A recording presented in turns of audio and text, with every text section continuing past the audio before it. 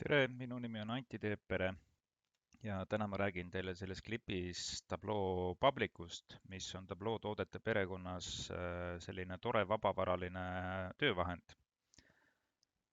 Äh, Ta on siis tasuta keskkond andmeanalüüsi visualisatsioonide jagamiseks ja ta on andmeanalüütika ja visualiseerimise fännide kogukond ja ta aitab jagada ka andmeid, kui nad on mõeldud avalikuks jagamiseks.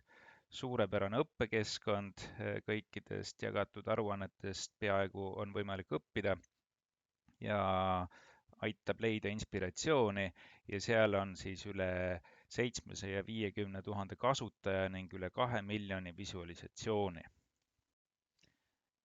Ja selles videos ma soovin näidata, kuidas Tableau Public keskkond välja näeb, kuidas teostada otsinguid, lugeda visualisatsioonide autori kohta, lugeda nende blogisid ja siis me loome endale ise konto ja näitan, kuidas teha lihtne visual korteriühistu andmete näitel.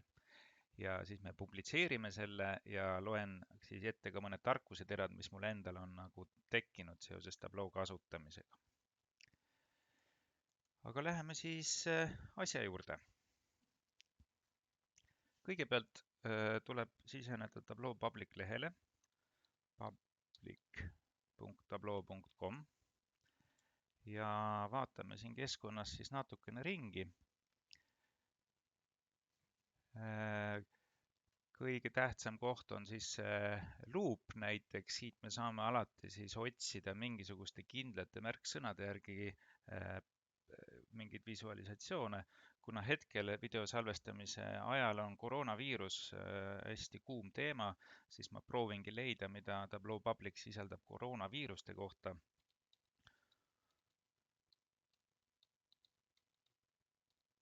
Trükkisin siia koroonaviirus news. Ja nüüd ma võtan siit lahti ühe täiesti juhusliku visuaali, mis siis käsitleb teemat, kuidas on Google'i uudistes käsitletud koroonaviirusega seotud temaatika ja igal visuaalil on juures mingisugune interaktiivsus. Mõningad elemendid on klõpsitavad. Näiteks ma tahan teada, kuidas on raporteeritud läbi aja siis surmajuhtumite arvu, siis ma näen praegu siin seda graafikut.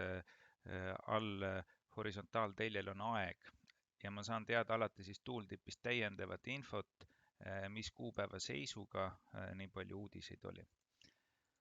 Ja on võimalik siis ka mitte ainult siis teema järgi, vaid lausa artikli tüüpide järgi. Siin on siis tervishoiuteemalised artiklid, siin on poliitilised ja siin on majandus.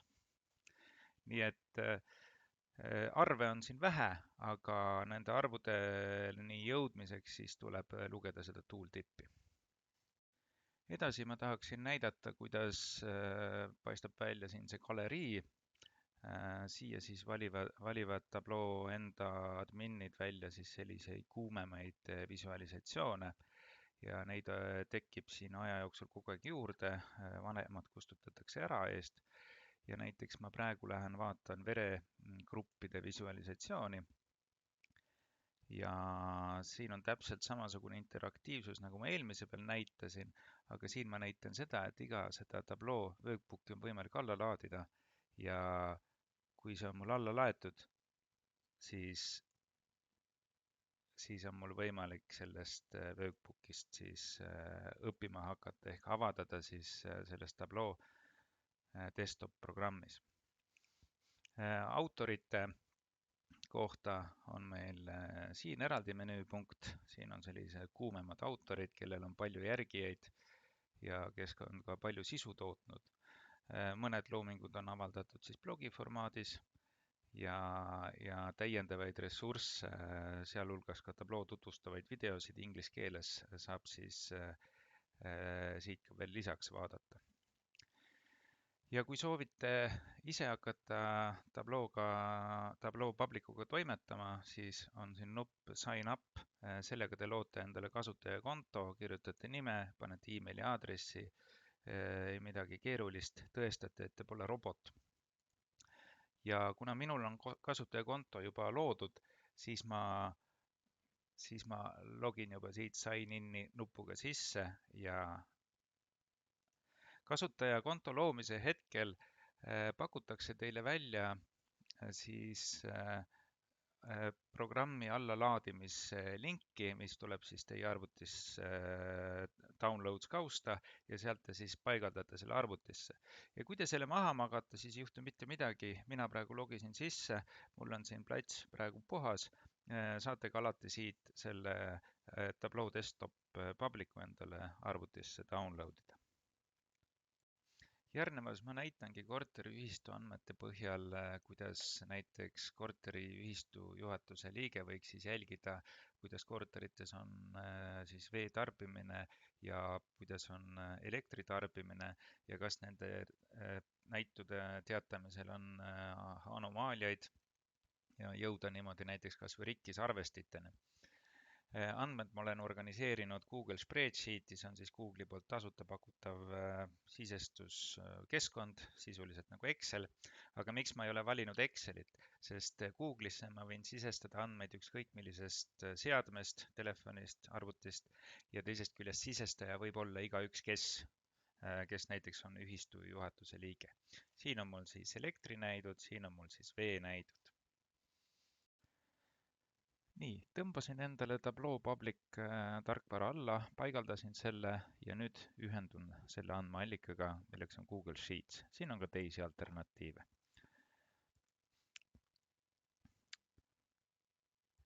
Esmalt küsitakse luba andmete valdajate käest, kelleks olen ka juhuslikult mina ise. Ja see luba tuleb siis Tableau Publicule anda. Ja nüüd pärast selle loa andmist ma võin selle brauseri akna sulgeda. Nüüd ma näen erinevaid Google Spreadsheet'e, mis on mul tehtud. Ma valin kõige esimese korteriühistu, meile meeldib elada. Nii, ja nüüd ma tõstangi siia tabelitest elektriarvestite kilovatt-tunnid, siis nagu mitte näidud, aga just tarbimisinfo. Ja see on siis mul siis see andmete pool ja siit ma saan ehitama hakata visuaali. Kuna mul on plaan hakata uurima ka veearvesteid, siis ma seon selle koha peal ära ka veeandmed ja sidumiseks ma kasutan siis kõigepealt seon korterinumbri korterinumbriga ja ma seon siis aasta-kuu, see oli siis see tarbimise kuu, seon aasta-kuuga. Nüüd on mul olemas ka selles andmemudelis ka veeandmed. Nüüd alustan oma esimese visualisatsiooni tegemist. Ma liigun siia Sheet 1-le. Maha jääb andmete vaade, kuhu ma saan alati tagasi tulla. Liigun Sheet 1 peale ja vaatan, kuidas on olnud korterite elektritarbimine kõik kokku. See suur tulp näitab absoluutselt minu poolt kaardistatud kõik elektritarbimise näitude summad. Aga ma tahan näha seda ajatelje peal. Ma tõstan aasta-kuu, tõstan siia kolumsisse ja hetkel ma näen siin joongraafikud. Käesolev aasta on väikese tarbimisega, on ka loogiline, sest aasta on veel poole peal. Ma tahan näha seda tulpdiagrammina ja ma tahaksin siin horisontaaltelje peal näha hoopis kuid. Mul on võimalik näidata kõik kuud eraldi, õigemini kokku summeerituna sõltumata aastast. Aga kui ma tahan ikkagi, et mul oleks nagu ajatelg, siis ma valin siit natuke teise valiku, ehk siis nüüd näidatakse iga aasta kohta augusti näiteks eraldi. Ma teen veel ühe kosmeetilise liigutuse, et ta oleks vot sellisel kujul. Nii, nüüd ma tahan siia peale panna ka veetarbimise, ma võin tõsta külma eraldi, sooja eraldi, aga ma tahan kõik kokku summeerida. Tableaus saab teha kalkuleeritud väljasid. Panen temale nimeks vesi kokku ja tõstan siia külma ja tõstan siia sooja. Vajutan OK. Mul tekkis üks uus mõõdik. Tõstan siis selle siia elektri kõrvale ja kohe, kui ma olen selle liigutuse ära teinud, siis tekib mulle teine tulpdiagrammide plokk siia, aga ma tahan, et see teine plokk oleks siis joondiagramm, nii et see joon näitab siis vee tarbimist vastavalt samale ajateljele. Nüüd ma teen selle joone värvi natukene teistsugusemaks ja teen ta natuke rasvasemaks. Ja näiteks ma tahan minna veel korra elektriploki juurde tagasi ja tõsta näiteks siis selle elektri siia värvusalale, ehk siis mul nüüd näitavad, tulpade värvid näitavad, et mida kõrgem tulp, seda tumedam ta on. Et võib-olla aitab silmal paremini haarata. Ja nüüd ma panen need kaks graafikut teineteise peale, selleks on korraldus dual axis, väga palju seda tabloos kasutatakse, ehk siis ta tekitab kaks telge. Ja ma panen sellele sheet'ile nüüd sisukama nime ja selleks oleks siis elekter ja vesi.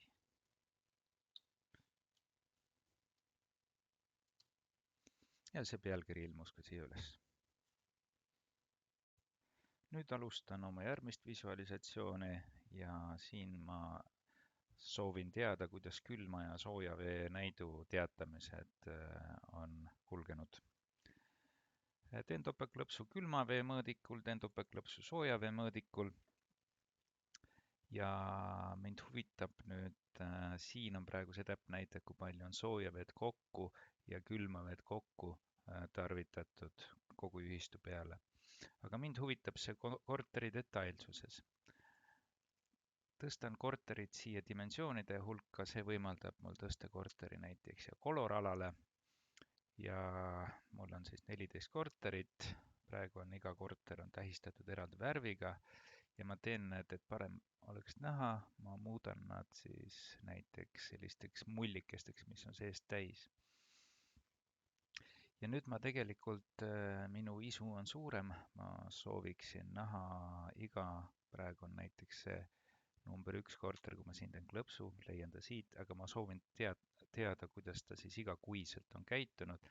Ma tõstan detailsusesse juurde veel ühe tunnuse ja määran, et see oleks mul siis aasta-kuu detailsus.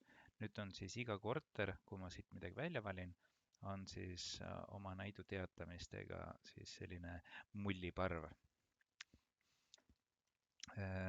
Nüüd on niimoodi, et ma tahaksin näha, et milline see trend on, siis ma liigun Analytics lehele, tõstan trendline'i. Nüüd hetkel iga korter sai omaette trendline'i, on loogiline, et need trendline'id on tõusvad, aga ühel on langev. Ja seda ilmselt põhjustab see mull siin. Aga ma lülitan need trendline'id niimoodi, et meil ei oleks iga korteri kohta eraldi, et siis on pilt liiga kirju. Aga nüüd ma saan sellise päris keskmise trendline'i järgi vaadata siis neid erindeid ja siin näiteks selles korteris juhtus selline apsakas, et külma ja sooja vee näitajad lihtsalt sassi. Õnneks arvestid olid korras. Ja ma saan tegelikult tõsta veel ka siia elektritarbimise näiteks mulli suurusesse, siis nüüd on mul kolmas mõõdik, ei ole mitte ainult külm ja soe vesi, vaid mulli suurus näitab ka elektritarbimise dünaamikat. On loogiline, et seal, kus on suuremad perekonnad, on ka elektritarbimine suurem.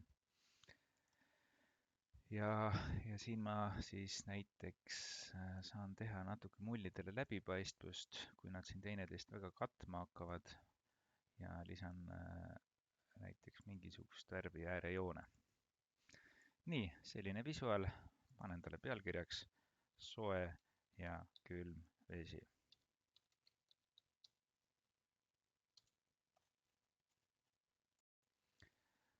Kasutajad soovivad tavaliselt juurde saada aruannetele ja visualisatsioonidele filtrit. Näitan, kuidas see käib. Näiteks ma tahan tõsta kuu filtri, tõstan siia aastakuu ja tahan näidata kuid ja hetkel vaikimise lasen välja ja näitan seda kasutajale ka. Nüüd ma saan välja lülitada mingid kindlad kuud. Trendline arvestab sellega ja näiteks lülitan välja märtsikuu, siis on kohe seda liikumist paremini näha. ja selliselt ma tegin praegu filtri selle konkreetse visuaali jaoks, aga ma saan seda edaspidi ka kasutada teiste visuaalide puhul. Tahan teha veel ühe visuaali, mis siis tooks välja korterite elektritarbimise dünaamika ajatelje peal ja muudaksid mulle need andmed visuaalselt parimal viisil nähtavaks. Tõstan nüüd siia aja ja korteri ja teen siis selle ajatelje selliseks diskreetseks, mis siis sellele visuaalile annab juurde. Ja tõstan elektritarbimise, ma võin tõsta ta siia tekstialale, aga numbrid on iseenesest küll toredad, aga nad ei püüa pilku, ma tõstan selle hoopis värvusalale. Ja nüüd mulle meeldiks rohkem selline agressiivsem värvieristus. Valin siit ühe teise alternatiivi ja teen selle visuaali siis maksimaalse suurusega. Ja mida see mulle annab? See näitab mulle ära nüüd mingid mustrid, midagi on juhtunud siin elektritarbimisega, midagi on siin, midagi siin. Ja ma tean ka põhjust, nendel korteritel hakkasid minema rikki ventilatsiooniseadmed ja siis sai need ümber seadistatud. Paneme aga viimasele visuaalile parema nime. Paneme talle nimeks näiteks elekter korterites. Ja nüüd tekitan sellise asja nagu dashboard, see on siis koht, kuhu me saame kõik need visuaalid kokku tõsta. See suurus võiks läbi mõelda, milline on publikum, kes seda vaatama hakkab, milliste suurustega arvutiekraane nad kasutavad. Ja hakkan siia peale tõstma, sest lihtsalt hiirega tõstangi siis need tehtud visuaalid. Iga see visuaal tuleb oma nende värvi ja suuruse seletusakendega, mida nimetatakse siis legendideks. Panin need peitu, jätsin alles ainult selle filtri, aga filter mul hetkel mõjub ainult sellele visuaalile, kus ma selle filtri tekitasin. Ma panen ta mõjuma kõikidele sheetidele, mis siis kasutavad seda andmeallikat. Siis hetkel praegu me näeme, et filter toimib kõigile. Mida veel saab teha? Veel saab teha niimoodi, et pannakse visuaalid ise toimima nagu filtrid. Lülitan sisse kõik need lehtrinupud ja nüüd, kui ma siin seda testin, näiteks märgin ära need kuud, siis kõik visuaalid ka kuvavad mulle ainult neid kuid.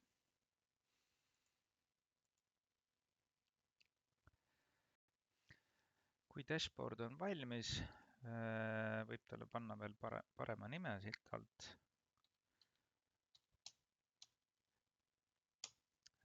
Ja tihtipeale siis peidetakse ka need üksikud sheetid ära, sest lõppkasutaja kasutab kogu seda lahendust ja võib teha siit parema klahviga hide all sheets ja me publitseerimegi ainult selle ühe lahenduse. Ja selle jaoks on meil siis file menüüst save to public. See linnukene on oluline, sest nii nagu ma ennem rääkisin, Google'i andmed, kui nad muutuvad, siis kord ööpäevas uueneb ka see visuaal.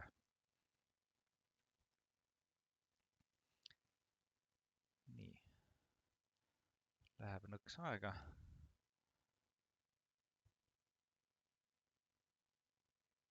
Ja üleval see workbook ongi.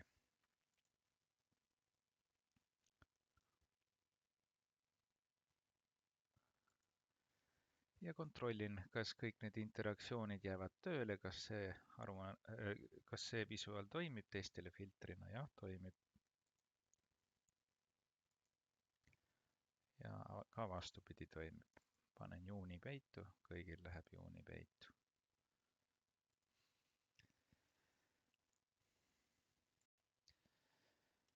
Nii, ja lõpetuseks siis ütleksin veel oma kogemusest, et millega lisaks vaja arvestada. Et alguses tuleb jah läbi mõelda, kas kasutajaprofiilis seadistada nii, et iga uus visualisatsioon, mida te publitseerite, on kohe kõigile nähtav või on vaikimisi mittenähtav, seda pärast saab ilusti ümber muuta. See on siis kasutajaprofiilis settingute all peidus. Kui palju teil ruumi kasutada on, teil on 10 gigabaiti kasutada ja kui te kustutate konto või workbooki, siis te põhimõtteliselt jääte ilma kõigest. Kõvakettale salvestamise võimalust ei ole ja kui siiski on vaja kasutada teistsuguseid andmeallikaid, siis mõelda ikkagi Tableau server või Tableau online lahendustele ja ja siin tuleme siis ka meie appi lõpuks. Tänan kõigepealt kannatuse eest seda kõike vaatamast, et võtke ühendust Visoniga ja me teeme ka koolitusi ja nõustame teid selles, milline Tableau lahendus või milline AIDA lahendus just teie ettevõttele oleks kõige otstarbekam. Nii et aitäh, kõike head!